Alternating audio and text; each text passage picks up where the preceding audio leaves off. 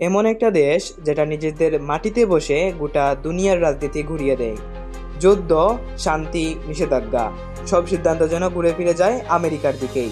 প্রশ্ন হলো, কিভাবে এই একটি দেশ বারবার কূটনীতির কেন্দ্রবিন্দু হয়ে দাঁড়ায়? এটা কি কাকতালীয়, না পরিকল্পিত এক বিশ্ব স্ট্র্যাটেজি? টপিকগুলোর সংক্ষিপ্ত আলোচনা সহ উত্তর আছে এই ভিডিওতে, তাই স্কিপ না করে সম্পূর্ণ ভিডিওটি দেখে যাবেন। তাহলে শুরু করা যাক। আপনি যখন মোবাইলে অনলাইন পেমেন্ট করেন, আপনি যখন তেল কিনেন, কাপড় কিনেন, বিনিয়োগ করেন, আপনার অজান্তেই আপনি যুক্তরাষ্ট্রের খেলায় অংশ নিচ্ছেন। দ্বিতীয় বিশ্বযুদ্ধের পর যখন দুনিয়া ধ্বংসস্তূপ, তখন আমেরিকা দাঁড়ায় অর্থনীতির নতুন রাজা হয়ে। তারা তৈরি করে এমন এক নিয়ম যা ছিল সব মুদ্রা হবে ডলারের সঙ্গে যুক্ত, আর ডলার সেটা সোনার সঙ্গে। কিন্তু আসল নাটক তো শুরু হয়েছিল 1971 সালে, যখন তারা ঘোষণা দেয় এখন থেকে ডলার কাগজ, তাছাড়া আর কিছু না।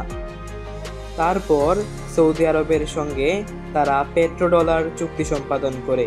তারা তাদের বুঝিয়ে দেয় তেল কিনতে হলে শুধুমাত্র ডলার লাগবে, আর কিছু দ্বারা তেল ক্রয় করা যাবে না। একটা মুদ্রা যেটা ছাপে এক দেশে, অথচ ব্যবহার করে গোটা দুনিয়া। এটাই হলো ইতিহাসের সবচেয়ে চতুর ফাঁদ, যেখানে বাকিরা কাজ করে আর একজন কাগজ চেপেই চালায় বিশ্ব। প্রতিদিন হাজার হাজার মানুষ যুক্তরাষ্ট্রের দিকে ছুটে আসে, কারো চোখে নিরাপত্তার খোঁজ, কারো চোখে মুক্তির আশা। আফগানিস্তান, ভেনেজুয়েলা, ইরান, হংকং, এসব দেশের মানুষ রাজনৈতিক আশ্রয় চায় যুক্তরাষ্ট্রে। আমরা ভাবি এটা হয়তো মানবিকতা, কিন্তু গভীরে গেলে বোঝা যায় এটা এক ধরনের সফট পাওয়ার স্ট্র্যাটেজি।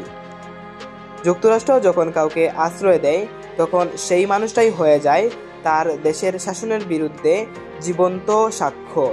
বিশ্ববুকে যুক্তরাষ্ট্র তখন বলতে পারে, দেখো আমাদের শত্রুরা কেমন অত্যাচারী।